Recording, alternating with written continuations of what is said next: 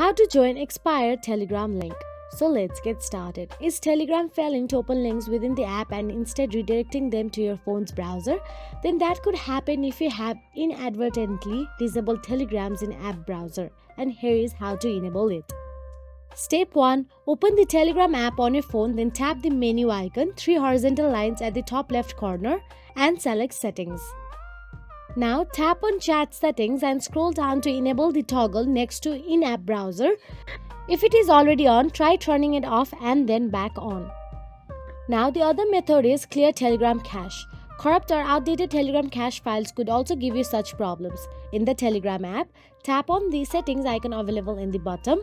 Then tap on the Data and Storage option available in the Settings and navigate to your Data section.